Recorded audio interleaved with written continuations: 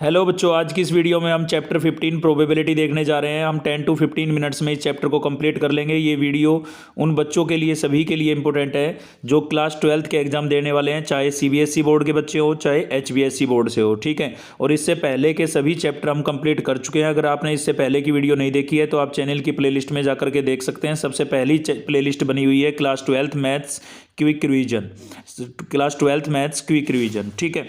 तो आज की इस वीडियो में हम चैप्टर 15 यानी कि प्रोबेबिलिटी देखने जा रहे हैं। अगर आपको इसकी पीडीएफ की ज़रूरत हो तो आप कमेंट करके बता सकते हैं, आपको पीडीएफ अवेलेबल हो जाएगी, ठीक है। चलिए देखते हैं प्रोबेबिलिटी। ये मान के चल रहा हूँ मैं कि प्रोबेबिलिटी का बेसिक आपको क्लियर है क्लास 10th और 10th और 11th तक का।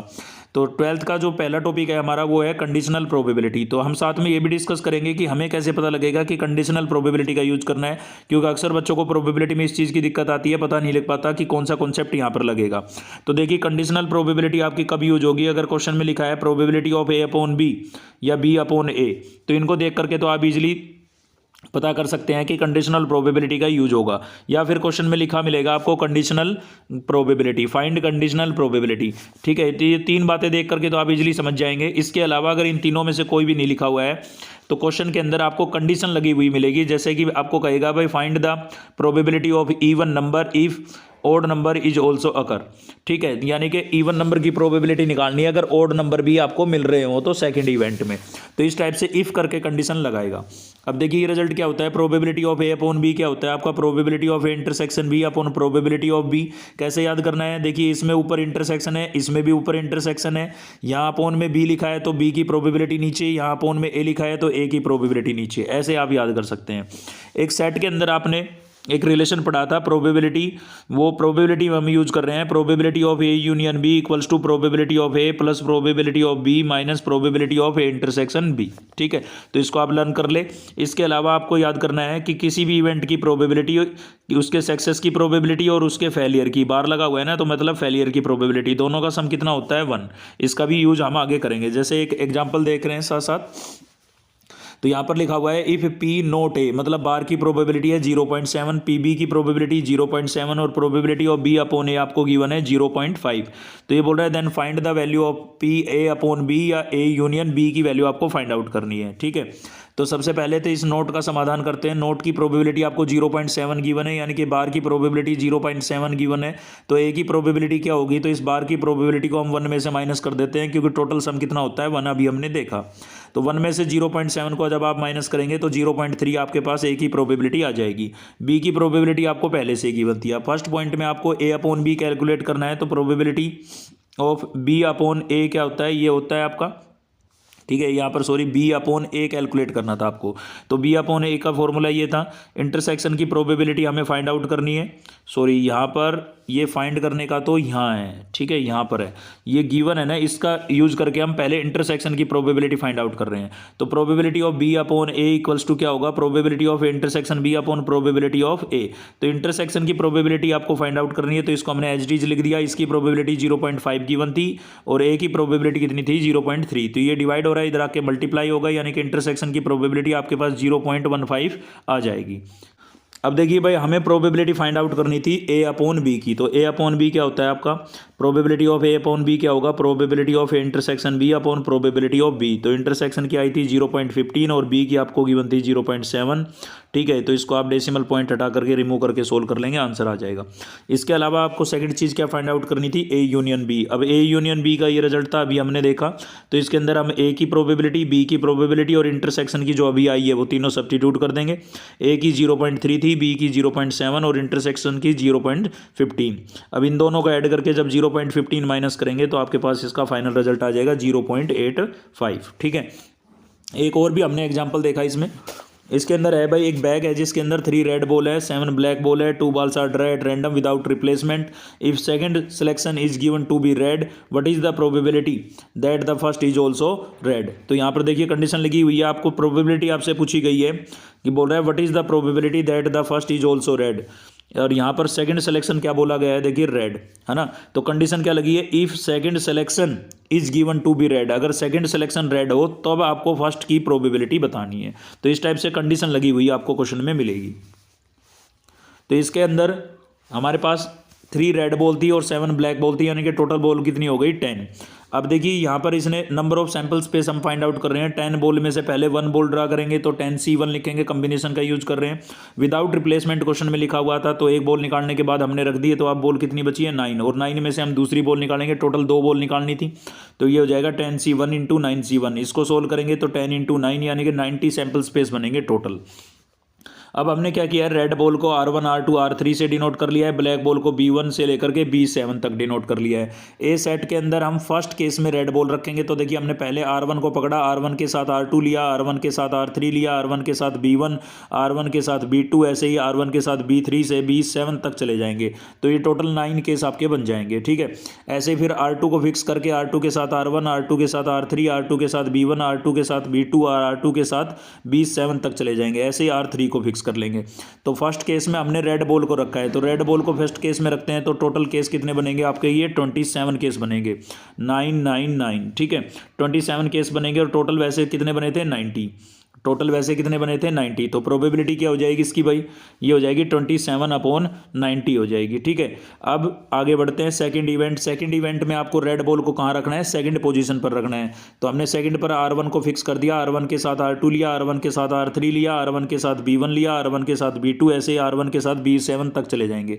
तो ये R1 को फिक्स किया था, अब इसमें R2 को फिक्स कर देंगे, फिर R3 को फिक्स कर देंगे, तो यहाँ से भी 27 केस बनेंगे। तो बी इवेंट की प्रोबेबिलिटी क्या हो जाएगी 27/90।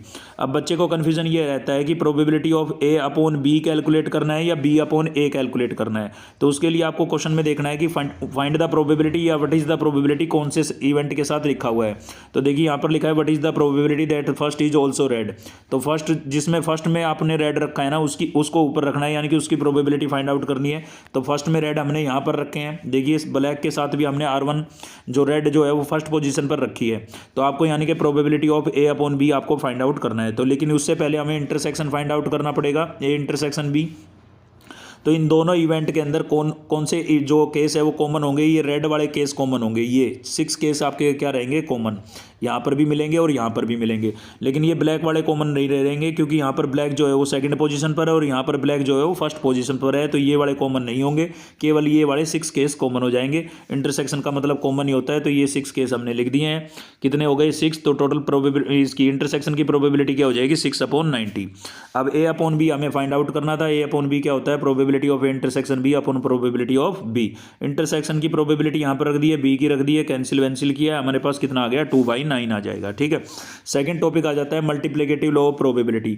तो ये कब यूज होगा, पहले तो जो क्वेश्चन में जब आपको लिखा हुआ मिले विदाउट रिप्लेसमेंट, तो आपको समझ जाना है कि मल्टीप्लिकेटिव लॉ ऑफ प्रोबेबिलिटी लगेगा। ठीक है, या फिर लिखा मिलेगा आपको डिपेंडेंट इवेंट है, डिपेंडेंट तभी होते हैं इवेंट जब विदाउट रिप्लेसमेंट का केस हो, मतलब कोई चीज़ निकाल करके रिप्लेस ना की जाए, तो उस केस में जो फर्स्ट ड्रा है यानी कि सेकंड ड्रा है वो फर्स्ट ड्रा पर क्या होगा डिपेंडेंट होगा। जैसे एग्जांपल 52 कार्ड्स है भाई आपके पास, और उनमें से एक कार्ड आप निकाल के बाहर रख देते हैं, और ये कार्ड मान लीजिए किंग ऑफ डायमंड है, और फिर से हम सेकंड कार्ड निकालते हैं, तो क्या ये फिर से किंग ऑफ डायमंड निकल सकता है, नहीं निकल सकता, क्योंकि ये कार्ड तो आपका कहाँ रखा है, बाहर रखा हुआ है। ठीक है, तो ऐसे केस को हम क्या बोलते हैं, डिपेंडेंट इवेंट बोलते हैं, और ये विदाउट रिप्लेसमेंट के केस होते हैं, मतलब फर्स्ट ड्रा के बाद उसको रिप्लेस नहीं किया जाता है। ठीक है, तो विदाउट रिप्लेसमेंट जब भी लगा हो तो आपको समझ जाना है मल्टीप्लिकेटिव लॉ ऑफ प्रोबेबिलिटी का यूज करेंगे। तो देखिए अभी हम पढ़ के आ रहे हैं प्रोबेबिलिटी ऑफ B/A केस के इक्वल होता है probability of intersection B upon probability of A। अब ये जो है यहाँ पर डिवाइड हो रहा है, इधर आके क्या हो जाएगा मल्टीप्लाई, तो ये रिजल्ट आपके पास बन जाएगा, ये आपका डिपेंडेंट इवेंट का रिजल्ट है, यानी कि विदाउट रिप्लेसमेंट जब भी लिखा हो तो आपको ये वाला केस यूज करना है। अब यहाँ तो 2 ही इवेंट थे तो इंटरसेक्शन लगा दिया, अगर 2 से ज़्यादा इवेंट होंगे तो इनटू में भी आप लिख सकते हैं ABCD ऐसे। फर्स्ट आपका एच रहेगा, सेकंड B जो है वो A पे डिपेंड करेगा, C जो है AB दोनों पर डिपेंड करेगा, D जो है ABC तीनों पर डिपेंड करेगा। तो ऐसे अगला जो इवेंट है वो पिछले सभी पर डिपेंड करता हुआ चला जाएगा। इस पर बेस क्वेश्चन देखते हैं। एक अर्न है जिसके अंदर 10 ब्लैक बॉल है, 5 वाइट बॉल है, 2 बॉल्स आपको ड्रा करनी है, urn one after the other without replacement. ठीक है, लिखा हुआ है ना, what is the probability that the ball both the draw are black, दोनों की दोनों कैसी बॉल होनी चाहिए, ब्लैक बॉल होनी चाहिए भाई। तो ब्लैक बॉल कितनी थी 10, वाइट बॉल कितनी है 3, टोटल बॉल कितनी हो गई 15। अब प्रोबेबिलिटी ऑफ फर्स्ट ड्रा, अब फर्स्ट ड्रा के अंदर हमें कैसे निकालनी है ब्लैक, तो ब्लैक कितनी है 10, टोटल कितनी है 15, 10/15। लेकिन अब ये जो बॉल निकली है ये ब्लैक हमने साइड में रख दी, है ना। अब सेकंड ड्रा की प्रोबेबिलिटी क्या होगी, अब ब्लैक कितनी बची है आपके पास 9 और टोटल कितनी बची है 14, क्योंकि एक बॉल हमने साइड में रख दी जो फर्स्ट ड्रा के अंदर निकली थी।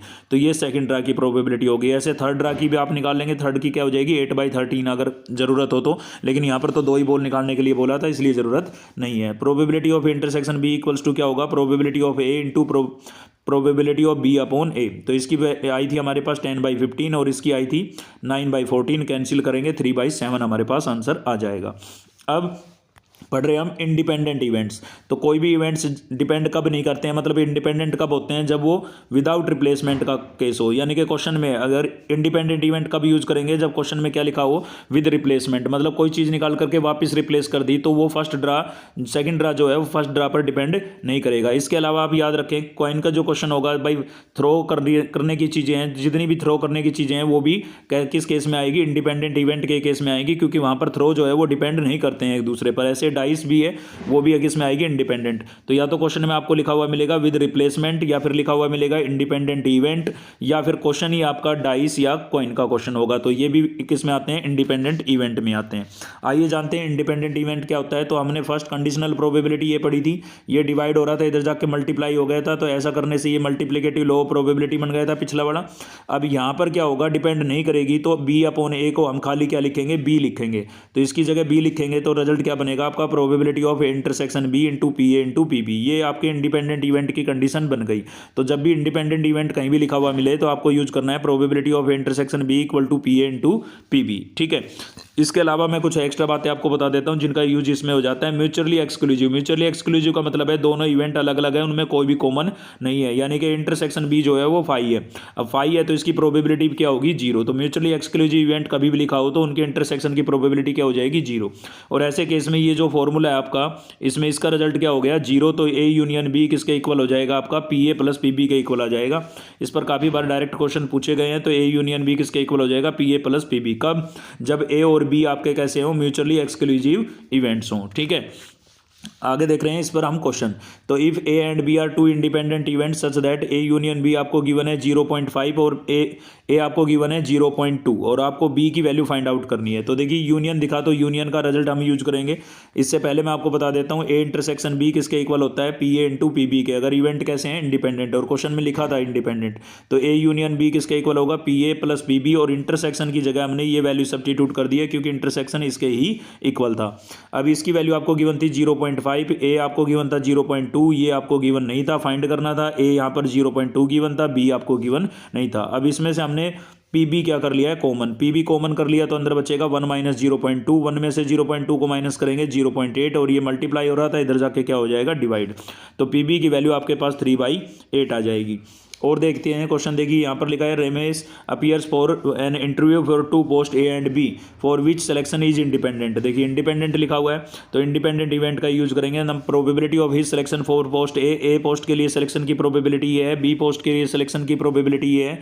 अब ये बोल रहा है find the probability that his selection at least 1 of the post, कम से कम एक पोस्ट के लिए सिलेक्शन हो। भाई ये एटलीस्ट कभी भी आ जाए ना तो इसका मतलब होता है कम से कम, मतलब कम से कम एक, ठीक है। एटलीस्ट 1 लिखा है तो कम से कम एक, यानी कि एक से ज़्यादा भी हो सकते हैं, 2 भी हो सकते हैं, ठीक है। तो यहाँ पर बोला है कम से कम एक पोस्ट के लिए सिलेक्शन हो। तो सिलेक्शन होने की प्रोबेबिलिटी आपको गिवन थी, ए पोस्ट के लिए 1/6 और बी पोस्ट के लिए 1/7। नहीं होने की कैलकुलेट करने के लिए इनको हमने 1 में से माइनस कर दिया, तो नहीं होने की क्या हो जाएगी, 5/6 और 6/7। अब रिक्वायर्ड प्रोबेबिलिटी क्या होगी, उसने बोला है एटलीस्ट 1 पोस्ट के लिए सिलेक्शन हो।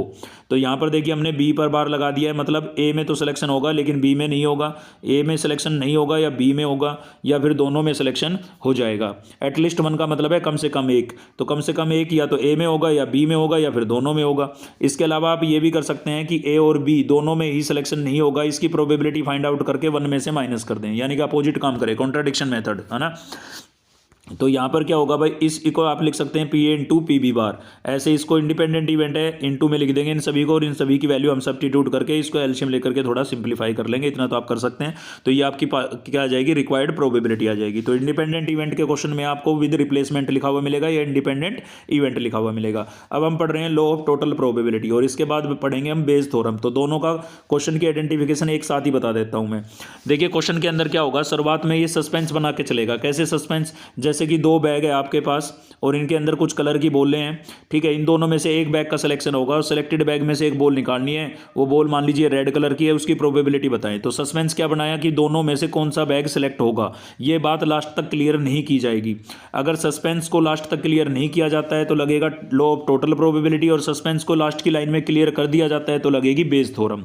ये फॉर्मूला आपको याद करने की जरूरत नहीं है। और देखिए और केस बताता हूं मैं आपको, जैसे कि ये बहुत ही इंपॉर्टेंट क्वेश्चन होते हैं इस टाइप के, कि ये एक बैग है ये और ये एक दूसरा बैग है, इसके अंदर कुछ कलर की बॉल है और यहाँ से इस बैग में बॉल ट्रांसफर कर दी गई, ठीक है। और इसमें से फिर एक रेड कलर की बॉल निकाली है, उसकी प्रोबेबिलिटी आपको बतानी है। तो सस्पेंस कहाँ पर बना है भाई, यहाँ से यहाँ जो बॉल ट्रांसफर हुई है उस पर सस्पेंस बना है। तो इस सस्पेंस को अगर क्लियर कर देता है लास्ट की लाइन तक कि वास्तव में किस कलर की बॉल ट्रांसफर हुई थी तो लगेगा बेस थ्योरम, और क्लियर नहीं करता है तो लगेगा लॉ ऑफ टोटल प्रोबेबिलिटी। तो इस टाइप के क्वेश्चन आपको देखने को मिलेंगे। तो जब भी ऐसे सस्पेंस बना के चले तो आपको समझ जाना है कि लॉ ऑफ टोटल प्रोबेबिलिटी का यूज होगा, और सस्पेंस को क्लियर कर देता है तो बेस थ्योरम का यूज होगा। इस फॉर्मूले को आपको याद करने की जरूरत नहीं है, मैं आपको तरीका बताता हूं कैसे करना है।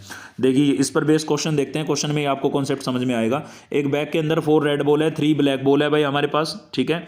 और एक सेकंड बैग और है, उसके अंदर 2 रेड बॉल है, 4 ब्लैक बॉल है। 1 ball is selected at random from the selected bag में से एक बॉल निकाली जाएगी। 1 ball is dry, find the probability that the ball is red colour की बॉल होगी। अब देखिए यहाँ पर इसने लास्ट तक ये नहीं बताया कि कौन सा बैग सेलेक्ट हुआ, तो इसका मतलब law of total probability use होगा। तो सबसे पहले तो आप गिवन इन्फॉर्मेशन लिख लेंगे। बैग फर्स्ट के अंदर रेड बॉल 4 थी, ब्लैक बॉल 3 थी, टोटल 7 हो गई। सेकंड बैग में red ball 2, black ball 4, total 6 हो गई, ठीक है। अब हम यहाँ पर बनाएंगे ब्रांच। देखिए बैग है 2, तो एक बैग के सिलेक्शन की प्रोबेबिलिटी कितनी होगी 1/2, दूसरे की भी कितनी होगी 1/2। अगर बैग 3 होते तो सिलेक्शन की प्रोबेबिलिटी 1/3 हो जाती, ठीक है। तो यहाँ पर 2 बैग है तो उनके सिलेक्शन की प्रोबेबिलिटी, फर्स्ट बैग के सिलेक्शन की प्रोबेबिलिटी 1/2, सेकंड बैग के सिलेक्शन की प्रोबेबिलिटी 1/2। अब इस ब्रांच पर काम करेंगे तो हम मान के चलेंगे कि फर्स्ट बैग ही सिलेक्ट हुआ था और उसके अंदर से हमें रेड कलर की बॉल निकालनी है। तो फर्स्ट बैग में रेड कलर की बॉल कितनी थी 4, टोटल कितनी थी 7, तो 4/7। और यहाँ पर होगा इसका नेगेटिव यानी कि बार, जो आपको लिखने की जरूरत कभी पड़ती नहीं है, ठीक है। तो यहाँ लिख के ही छोड़ देना, इसकी प्रोबेबिलिटी आपको लिखने की आवश्यकता नहीं है।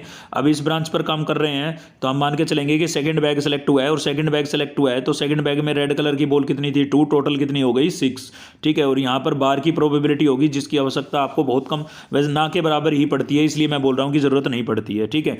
अब देखिए आपको टोटल लॉ ऑफ प्रोबेबिलिटी क्या होगा, सिर्फ जितनी भी ये ब्रांच बनेगी ना उन सभी का प्रोडक्ट और सम करना है। इन दोनों का प्रोडक्ट प्लस इन दोनों का प्रोडक्ट, ऐसे अगली ब्रांच होती तो उनका प्रोडक्ट, और सम करते हुए चले जाना है। इसी को क्या बोलते हैं हम, टोटल लॉ ऑफ प्रोबेबिलिटी। अब इन सभी की वैल्यू हम सब्स्टिट्यूट कर देंगे, और कैंसिल वैंसिल हो रहा है तो कैंसिल भी कर सकते हैं। जैसे ये कैंसिल हो रहा है, यहाँ पर 2 1 जा 2, 2 2 जा 4, 2 से 2 कैंसिल हो गया, जो बचा है उसका एलसीएम लेके हमने सिंप्लीफाई कर दिया और हमारे पास क्या आ जाएगा, इसका आंसर आ जाएगा।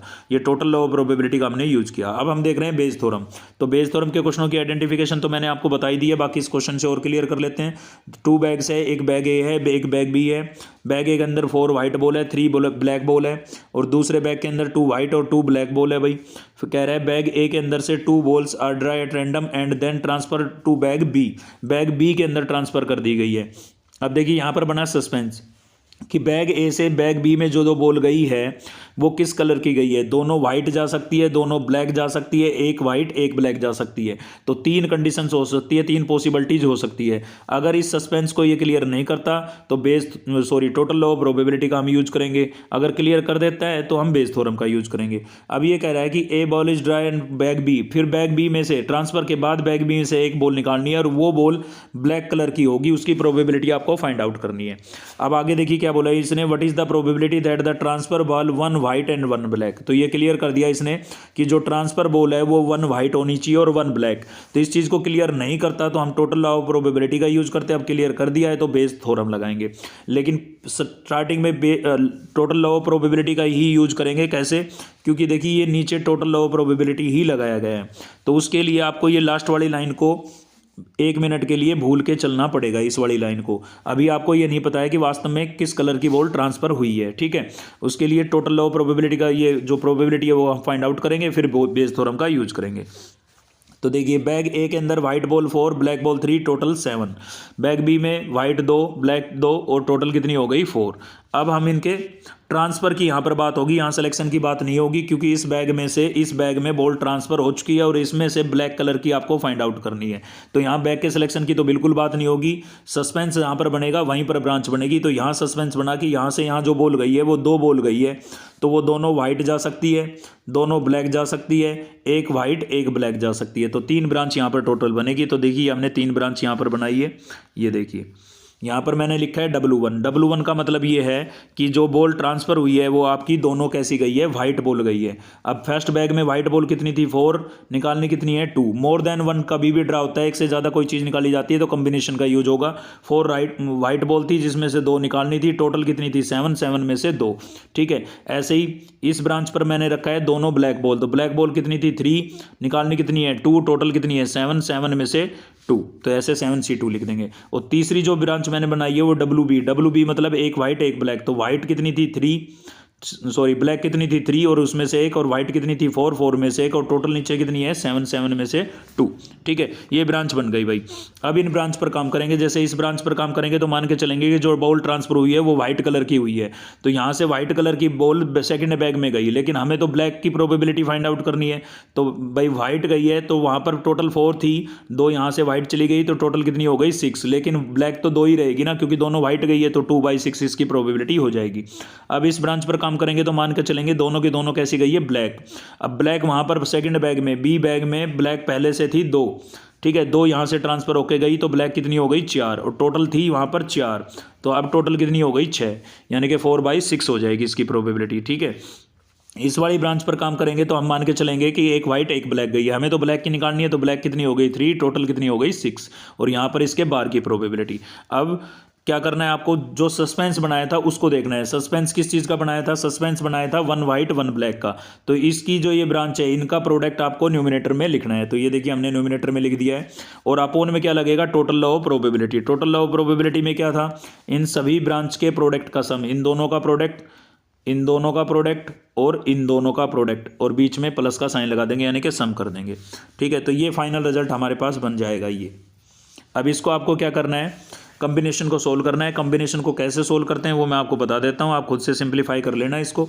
जैसे 7C2 है भाई, तो यहाँ पर 2 लिखा हुआ है ना, तो इसका मतलब इसके 2 स्टेप ओपन करने हैं। तो 2 स्टेप कैसे ओपन करेंगे, 7 × 6। जैसे ये लिखा होता है 5C3, तो आप इसको लिखेंगे 5 × 4 × 3। 3 स्टेप ओपन करेंगे क्योंकि यहाँ पर 3 लिखा है, और नीचे 3 के भी 2 ही होंगे, 3 ही होंगे, तो ऐसे हो जाएगा। और ये कैंसिल हो रहे हैं तो कर सकते हो आप ऐसे, है ना। तो ऐसे आपको ये कॉम्बिनेशन का केस सोल्व करना है। ठीक है, तो मोर देन 1 ड्रा कभी भी होगा तो कॉम्बिनेशन यूज होगा, ये आप याद रखेंगे। इसी के साथ ही हमने चैप्टर कंप्लीट कर लिया है। तो वीडियो हेल्पफुल लगी तो एक लाइक जरूर करें, चैनल को सब्सक्राइब कर लीजिए और दोस्तों से शेयर करना मत भूलिएगा। थैंक यू, मिलते हैं नेक्स्ट वीडियो।